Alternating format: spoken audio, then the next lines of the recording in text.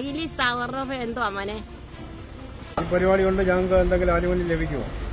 ഈ ചോദ്യങ്ങൾ കൊണ്ട് നമ്മുടെ രോഗങ്ങൾ അങ്ങനെ കണ്ടുപിടിക്കും. എന്തുകൊണ്ടാണ് മൊബൈൽ ആപ്ലിക്കേഷൻ വഴി സർവേ നടത്തുന്നത്? ഈ പദ്ധതി സർവേ കൊണ്ട് അവസാനിക്കുമോ അതോ ഇതിന്റെ തുടർ പ്രവർത്തനങ്ങൾ ഇനി ഉണ്ടാകുമോ?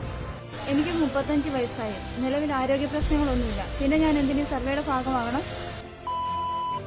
കേരളത്തിലെ 30 വയസ്സിന് മുകളിൽ പ്രായമുള്ള എല്ലാവരെയും ശൈലി സർവേയുടെ ഭാഗമാക്കുക എന്നുള്ളതാണ് നമ്മുടെ ലക്ഷ്യം. കഴിഞ്ഞവരുടെ ജീവിതശൈലി രോഗങ്ങൾ, ക്യാൻസർ, ക്ഷയരോഗം, മാനസികാരോഗ്യം, പ്രായമായവരുടെ ആരോഗ്യ പ്രശ്നങ്ങൾ, കാഴ്ചവൈകല്യം, ശ്രവണ വൈകല്യം എന്നിവ കണ്ടെത്തുന്നതിനാണ് ഈ സർവേ.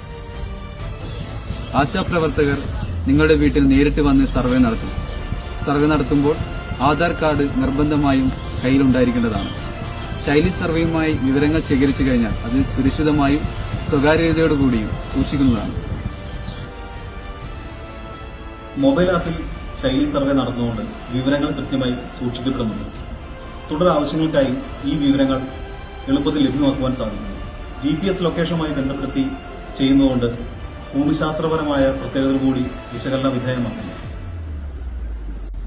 വിശദമായ ചോദ്യാവലിയിലൂടെ community based assessment check list score അടിസ്ഥാനമാക്കിയാണ് രോഗലക്ഷണങ്ങൾ തിരിച്ചറിയുന്നത്.